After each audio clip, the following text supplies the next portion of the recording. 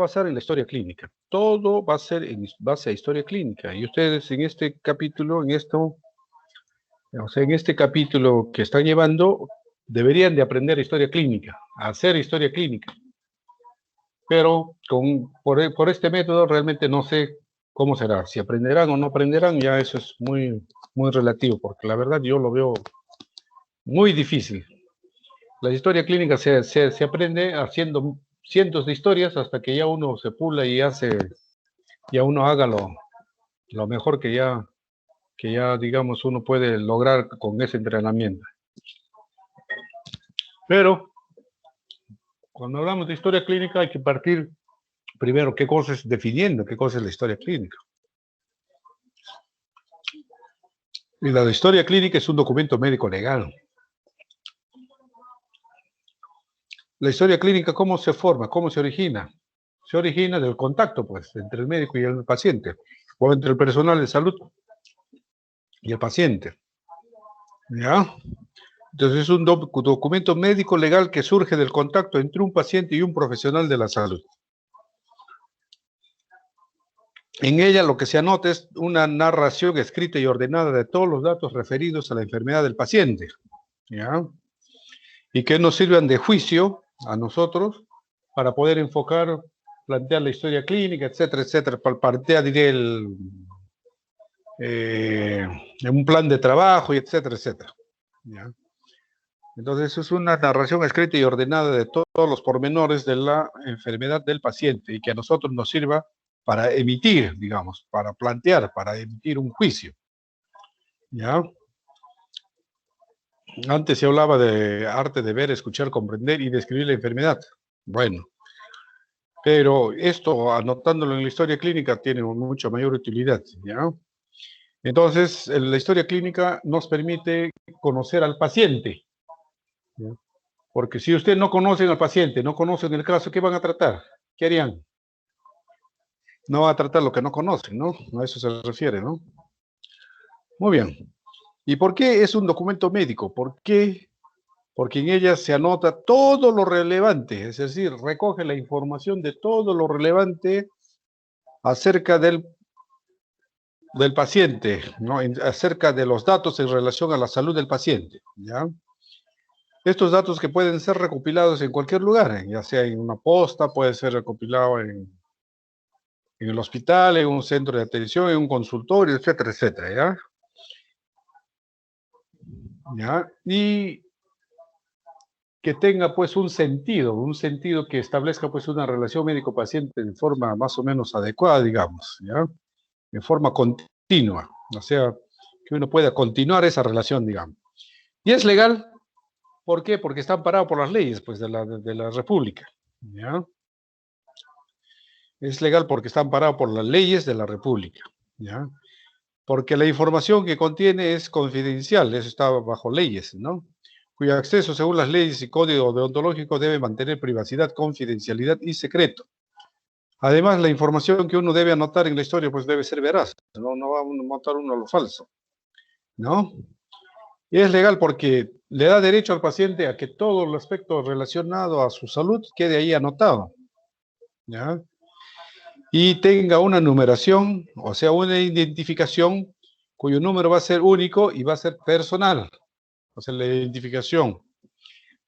Las historias clínicas, pues, se identifican con un número, claro que sí. El acceso a los datos de la historia clínica por parte de los pacientes está permitido, ¿ya? Siempre que quiera, se le puede dar copia incluso y todo eso, ¿ya? O sea, el acceso del paciente es completamente libre, entonces eso está también regido por leyes, ¿ya? Y el acceso sin autorización, pues ya eso sí constituye un delito, pues. Ustedes no pueden ir a un hospital a agarrar la historia clínica, por ejemplo, de Alan García y empezar a ventearlo al viento, ¿no? Eso no se puede. Ustedes caerían en un delito, ¿ya? ¿Cuáles son las funciones de la historia clínica? Es un documento imprescindible que guarda toda la información relativa a la salud y los servicios y atención prestados. O sea, todo se debe anotar, todo, ¿ya? Todo lo que es favorable y no favorable, todo lo que se hace y no se hizo, no se hace, todo lo que se hizo y no se hizo. ¿Ya? Todo se anota. Si el paciente, por ejemplo, se le cursó una interconsulta con neurología y no respondió, se anota, pues. Neurología no respondió. ¿Ya? Facilita el trabajo de los profesionales de salud, claro, pues nos permiten obtener la información relativa a todo lo que aspectos de la salud del paciente. Y de ahí nos hacemos un juicio, pues. Posibilita la atención personalizada, o sea, pero posibilita que digamos que nuestra atención sea más personalizada, digamos, ¿ya? Facilita el aprendizaje y mejoría de ciertos aspectos, de ciertos errores cometidos, claro. Uno se puede dar cuenta que uno ha cometido un error viendo la historia. Uno se puede dar cuenta de que de los aciertos de uno también con la historia, ¿no? La historia clínica nos permite o nos facilita la investigación médica, por supuesto que sí, claro. Nos permite, según la historia, mejorar la calidad. O sea, si yo veo esta historia y está mal hecha y en la futura historia yo trato de hacerlo mejor, ¿me permite eso o no? Claro, me permite mejorar todos los aspectos de salud, la gestión, la administración, etcétera, etcétera, etcétera. ¿Ya? Todo eso me permite. Características, ya dijimos ya, características, debe ser seguro, confidencialidad, o sea, debe ser privado, debe estar disponible, ¿ya? Incluso en los casos legales tiene que haber pues disponibilidad. ¿Ya? Es única, ya dijimos ya, es única para cada paciente con su numeración y todo. Debe anotarse, debe tener el suficiente legibilidad, ¿no? Ya, eso ya va para los médicos, porque la mayoría pues tienen muy malas letras. No, porque mal ordenada y legible resulta perjudicial, ¿no? Ya dificulta la labor asistencial. Si otro colega va y lee esa historia, pues no va a entender ni H. ¿Ya? Y puede dar lugar incluso a inadecuadas interpretaciones, ¿ya? Por parte del paciente incluso, ¿ya? Debe ser veraz. No se puede anotar cosas falsas, ¿ya? Debe haber coetaneidad de registros, simultánea, coetáneo con la asistencia prestada. Por ejemplo, si el paciente viene por dolor de cabeza, ¿no? No le van a pedir pues una ecografía de próstata. Me dejo entender, ¿no? Si va por un dolor de cabeza, pues los exámenes auxiliares y todos los procesos tienen que estar relacionados a eso, pues. ¿Ya? No se van, no van a, la uña está con él, no van a decir uña pues con hongos, no pues. Tiene que haber, eh, tiene que haber una, digamos, una correlación entre el problema y la asistencia que uno le presta, ¿no? Por eso es que las clínicas, los seguros a veces no reconocen, pues, porque por ejemplo va el paciente por dolor de pecho y si le pides otra cosa que no guarda relación con el dolor de pecho, el seguro no lo va a reconocer, no te lo van a pagar. ¿Ya? Debe ser muy completa, o lo más completa posible, porque debe tener todos los datos de manera suficiente, pero no pues tampoco ampliado, tiene que ser muy sucinto, o sea, tiene que ser resumido, o sea, la historia tiene que tener resunción, o sea, nosotros ya lo anotamos eso, pues, ¿ya? Debe contener todos los documentos en relación a los datos administrativos, en los consentimientos, en los informes, en las interconsultas, en los protocolos, etcétera, etcétera. O sea, la historia clínica debe ser muy completa, ¿ya? Y debe estar visado por el médico, pues. O sea, la historia clínica tiene que estar visado, tiene que estar identificado el médico que ha hecho la historia, por ejemplo, ¿no? Debe constar la identificación, debe constar el nombre, debe constar el apellido, debe constar el colegio médico, debe constar, ¿no? Su firma y debe constar el sello. O sea, con la firma y sello uno pues está dándose a identificar cuando uno hace una historia clínica. Muy bien, vamos a ver. ¿Qué partes tiene la historia clínica? La historia clínica tiene varias partes, como vemos ahí. ¿Ya? La primera punto, la primera anotación que para mí es muy importante, muy interesante es La primera sensación o la primera observación o la primera impresión que el médico puede llevarse del paciente al primer contacto. O sea, lo miras al paciente y te emites un juicio de inmediato. Eso se llama ectoscopía. La ectoscopía consiste en 3 puntos, ¿ya? La ectoscopía debe abarcar 3 puntos. Debe abarcar más o menos el género y la edad del paciente. Con eso ya es abundante, pues, bastante. Por ejemplo, puede ser paciente, ¿no? Niño y varón. O puede ser paciente, senil y mujer.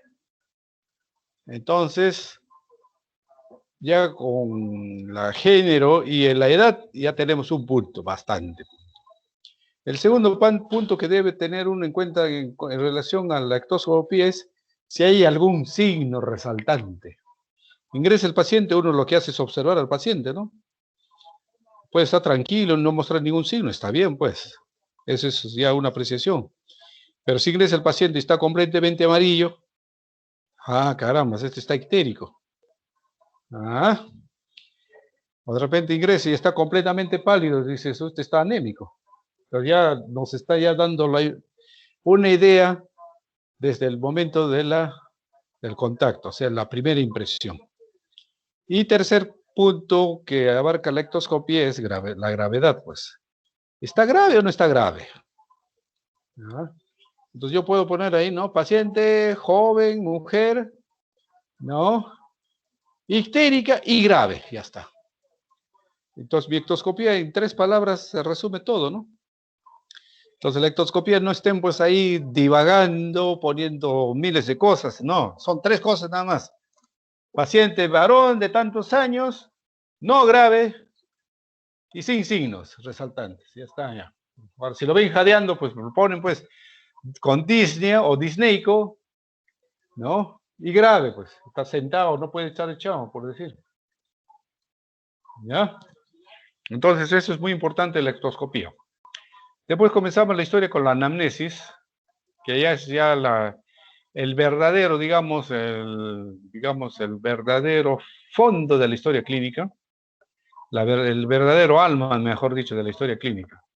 Después pasamos al examen físico y pondremos nuestro diagnóstico probable, sindrómico. ¿Para qué nos ponemos nuestro diagnóstico? Para elaborar un plan de trabajo. Según esto, el plan de trabajo no puede ser porque me da la gana, no, tiene que tener su fundamento. ¿Por qué voy a pedir tal cosa y qué espero encontrar? Así es el plan de trabajo, plan de estudio. Una vez que ya he llegado al diagnóstico, ahí emito pues mi tratamiento. Si el paciente viene con un dolor abdominal, bueno, pues le doy al menos analgésicos, ¿no? Anticólicos, anticolinérgicos. Muy bien. Entonces, ya con mi plan de estudio que he elaborado, le haré pues las pruebas y todo y ya llego al diagnóstico definitivo. De repente es una úlcera péptica, el diagnóstico definitivo. Entonces ya ahí sí ya doy tratamiento pues ya, digamos, ya dirigido, ¿no? El definitivo. ¿Ya? Después anotaré los puntos continuos, que es la evolución, o sea, cómo va viendo. En otras palabras,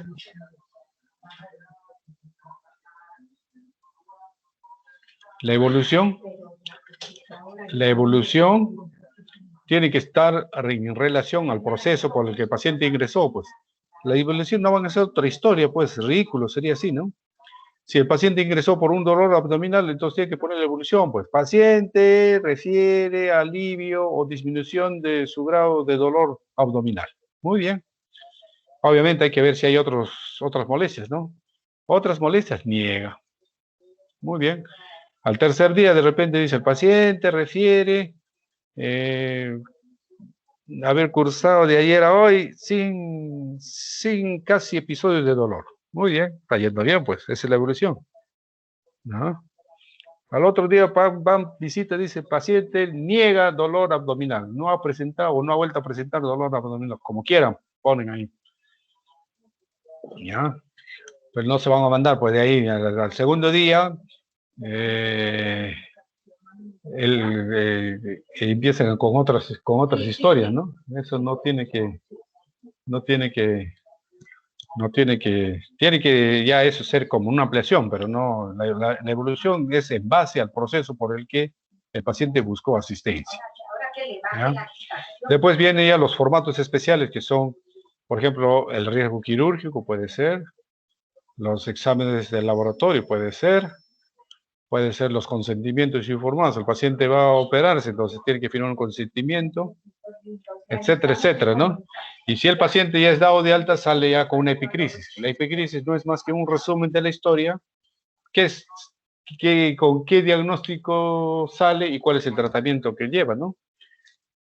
Y lo más importante en la epicrisis es la cita siguiente, cuándo va a ser, dónde se le va a controlar y cuál va a ser la cita siguiente. Vamos a ver la anamnesis. La anamnesis, en otras palabras, es como decir la entrevista.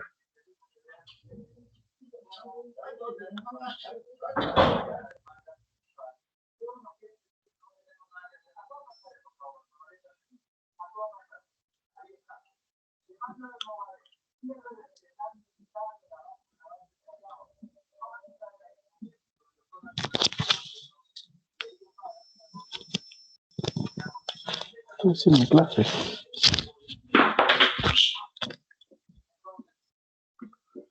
¿Ya? Entonces, la anamnesis puede ser directa o indirecta.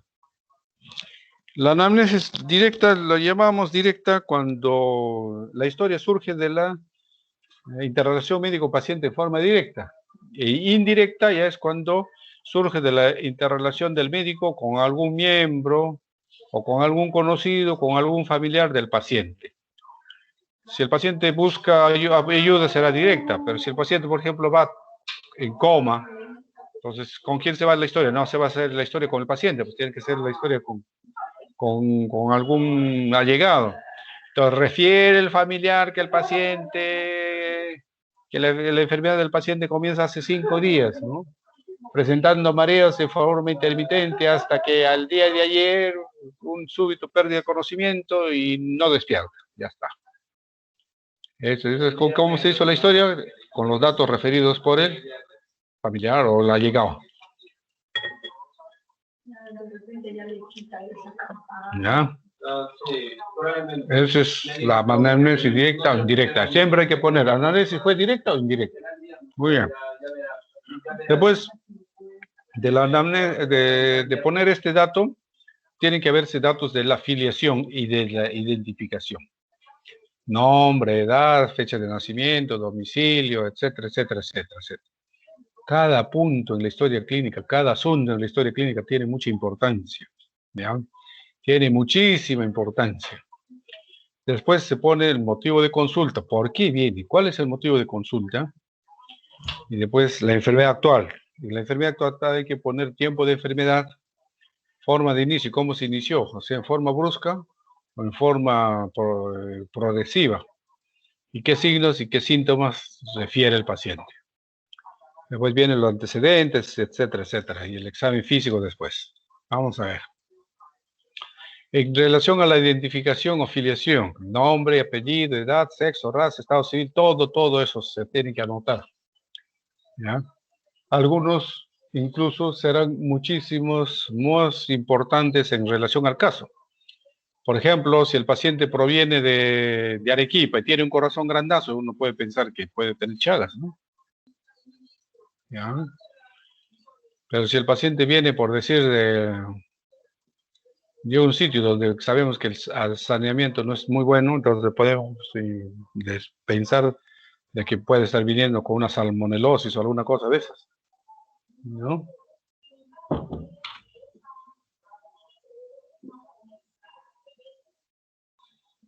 ¿Ya? Entonces, la ocupación es importante, ¿por qué? Porque hay pues enfermedades ocupacionales, ¿no? Y así, cada punto tiene muchísima importancia, ¿ya? Muchísimo. El sexo es importante porque hay enfermedades propias pues de la mujer, por ejemplo, ¿no? O del hombre mismo, ¿no? Edad, ¿por qué es importante la edad? Porque nos categoriza al paciente pues en grupo etario, en grupos etarios, ¿no? Por eso es importante. ¿Ya? Entonces, el motivo de la consulta es la causa o el motivo por el que concurre el paciente, ¿no? ¿Por qué viene? ¿Cuál es la molestia? ¿Cuál es el asunto? Bueno, en ese caso el recuento es muy escueto, ¿no? El paciente viene por dolor de pecho, por ejemplo. Ya, dolor de pecho. Muy bien. Los métodos por los que se obtiene el registro puede ser, digamos, tal como lo dice el paciente. Obviamente nosotros tenemos que hacer la redacción o redacción con un lenguaje médico.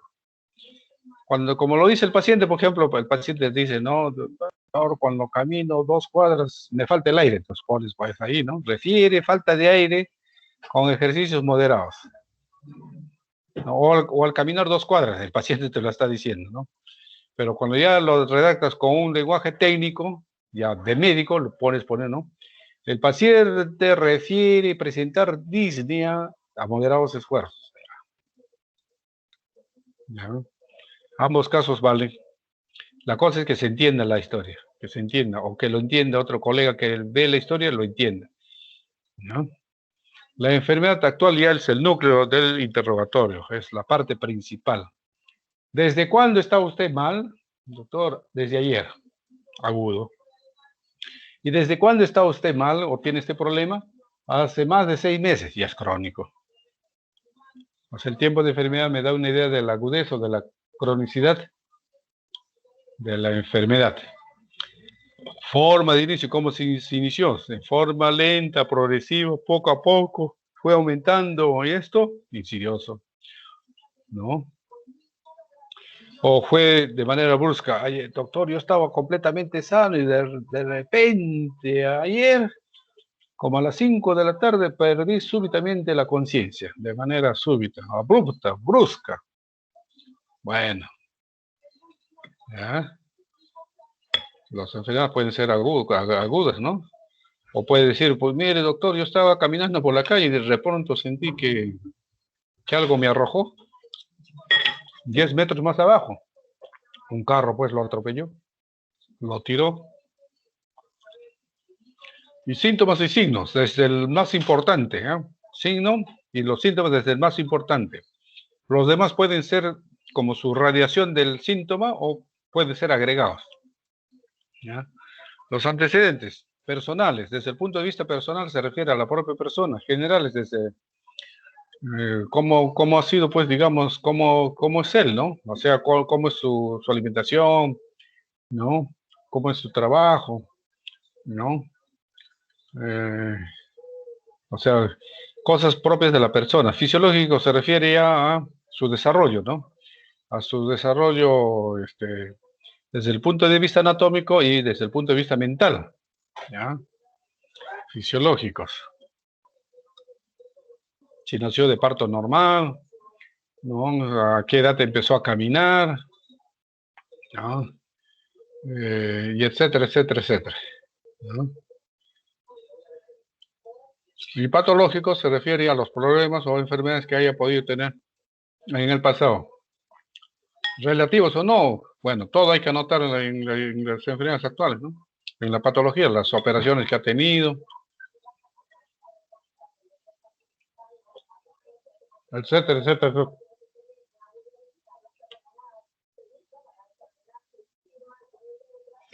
Familiares, ¿qué antecedentes hay en la familia? Por ejemplo, el paciente viene con hipertensión arterial, yo lo menos le pregunto, ¿no? ¿En la familia hay antecedentes? ¿Alguien de la familia tiene presión alta? Sí, doctor, mi mamá tiene presión alta. Entonces yo simplemente le digo, bueno, pues tu mamá te está dejando una buena herencia, ¿no? Después viene el examen físico. El examen físico ya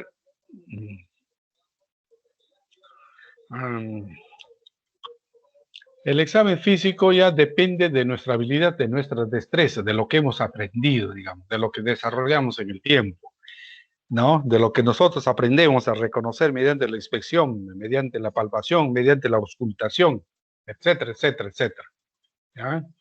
Todas las características de normalidad y anormalidad que nosotros vamos captando en nuestro aprendizaje y que vamos incorporando a nuestras habilidades, eso lo vamos a aplicar durante el examen físico.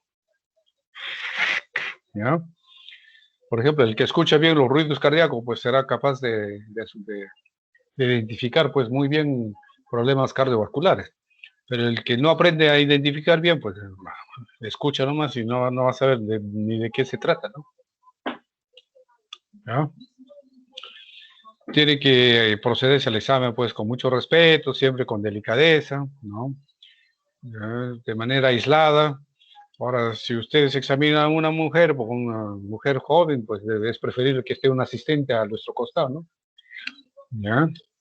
Es muy preferible que esté, o el familiar, ¿no? A la mamá se le puede invitar, señora, ¿puede pasar usted? Ajá. ¿Ya?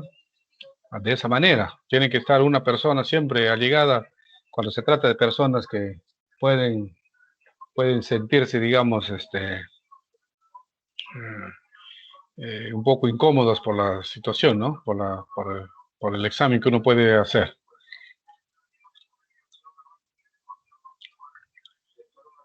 En el examen físico, pues vamos a aplicar técnicas que nosotros tenemos que aplicar, pero tenemos que aprender también a aplicarlas. Es inspección, palpación, percusión y auscultación, ¿no? Y la ubicación del médico para proceder al examen siempre tiene que estar a la derecha del paciente, ¿ya? Siempre a la derecha del paciente. El examen físico, ya, al examen físico se empieza con las funciones vitales, pues. Presión arterial, la temperatura, frecuencia cardíaca, frecuencia respiratoria. En los actuales momentos, saturación de oxígeno también prácticamente se ha incorporado, ¿no? ¿Cuánto es la saturación? Después viene el examen general, cómo es el paciente, el aspecto general, el estado nutricional, el estado de lucidez, el estado de hidratación, etcétera, etcétera. Examen de piel y faneras, ¿no? A ver si hay lesiones en alguna de estos de manera significativa, el tejido celular subcutáneo, ¿no? Su abundancia o su escasez, etcétera, etcétera, ¿no? El sistema linfático, pues, principalmente apreciaremos los diferentes grupos de adenopatías que pudieran haber, ¿no? En las diferentes regiones. Y el aparato locomotor básicamente está relacionado al aspecto y motilidad de las diversas articulaciones, ¿no? El aspecto y motilidad de las diversas articulaciones, ¿no? Después el examen regional, comenzamos con la cabeza, cuello, etcétera, etcétera. El cabello, pues, se tiene que incluir todo, ¿no? Cráneo, normocéfalo, qué sé yo, microcéfalo, ojos, nariz, orejas. Pueden tener una implantación baja, ¿no? Esa implantación baja puede estar relacionada con alguna patología. Después viene cuello. En cuello hay que apreciar dos cosas. Desde el punto de vista cardiovascular, dos cosas hay que apreciar. El latido arterial y el latido venoso. El latido venoso se mira y el latido arterial se palpa, se toca, ¿no? Eso es muy importante, ¿ya? Entonces, a nivel del cuello, eso es principalmente. También hay que ver, pues, si se palpa la tiroides, etcétera, etcétera, etcétera, ¿ya? Tórax y pulmones, sobre todo ver cómo ventila, pues, el paciente. Si cuando respira pasa muy bien hacia, o no, etcétera, etcétera, etcétera, ¿ya? Después, desde el punto de vista cardiovascular, eso lo vamos a ver en una clase ya especial nosotros, ¿ya? Y después el abdomen, aparato genitourinario, sistema nervioso, etcétera, etcétera. Muy bien. Hasta ahí, ¿alguna pregunta? ¿Algo que quieran saber? Hecho esto, la historia clínica, ya tienen que plantear los síndromes, ¿no? Por ejemplo, el paciente ha venido por dificultad respiratoria, entonces ustedes pueden poner eso, síndrome de dificultad respiratoria. Pero si ustedes catalogan que esa dificultad respiratoria es como disnea, entonces síndrome disneico. Entonces tienen que elaborar pues planes de trabajo. Primero la disnea, ¿en qué patología se presenta? ¿En qué patología se observa?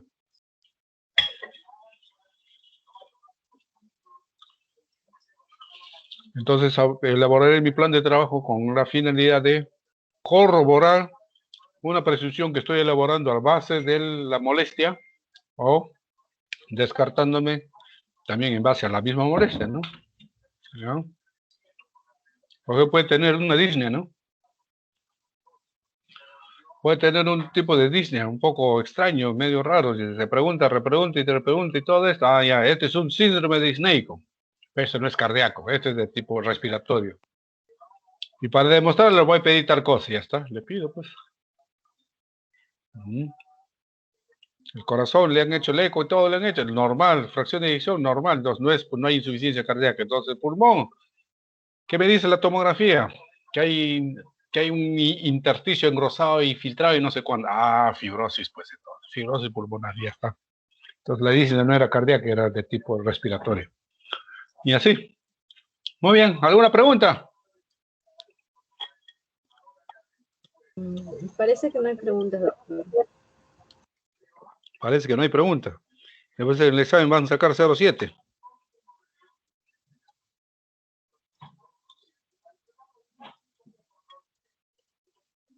Todos saben.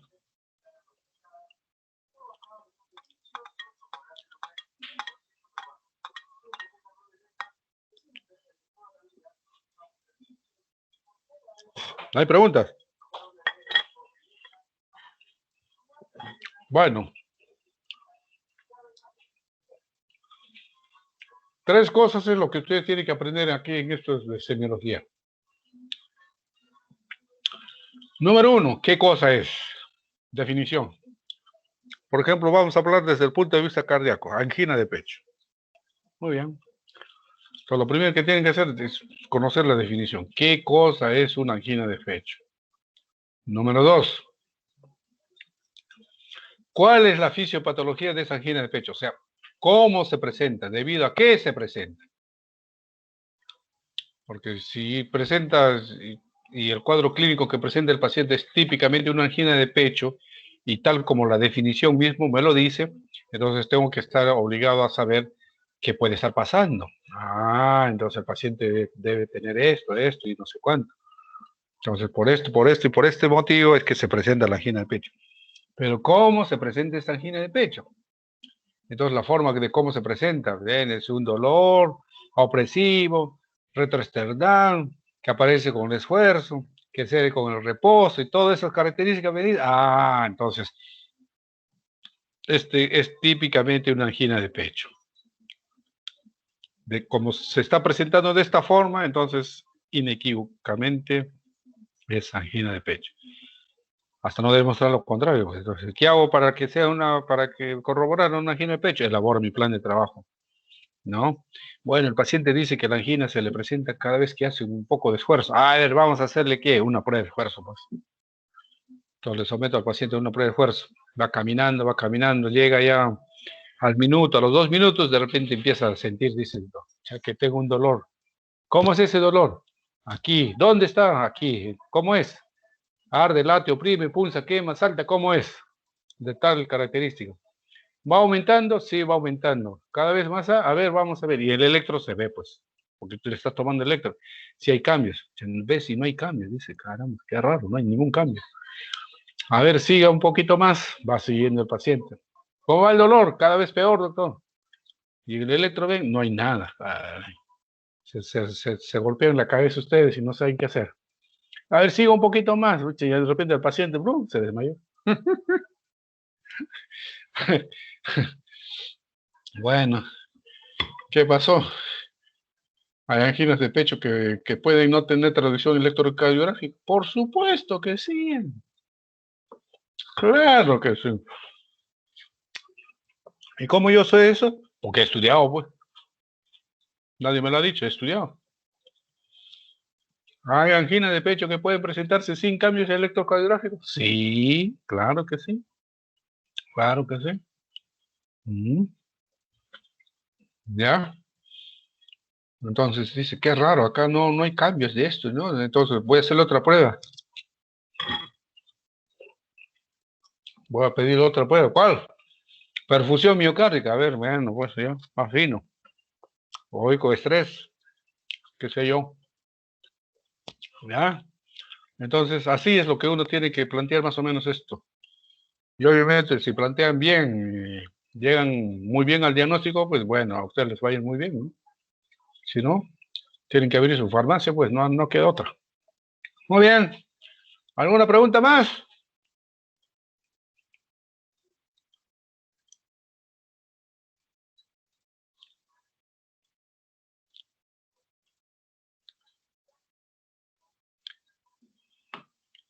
A ver, ¿cuántos han asistido de ustedes? De los 15 que han asistido, sí, 15. Bueno, conmigo son 15, ¿no? Hay uno que ha faltado. ¿Quién es la delegada? Doctor, buenas noches. Ya, hay uno que ha faltado. Sí, doctor. Lo que pasa es que, bueno, la hora no la sabíamos y me parece que la Bueno, compañera... eso que me ha faltado me lo dices quién es, porque tengo que todo informar a la doctora. La doctora me está llamando para informar del grupo anterior quién asistió y quién no asistió a tal cosa. Ok, Bueno, doctor. pero primero voy a bajar acá la asistencia, pues puede bajar, ¿no? Claro. Ajá, descargar lista de asistencia. Ahí está. Ya está, ya me lo bajé ya. ¿Qué tal?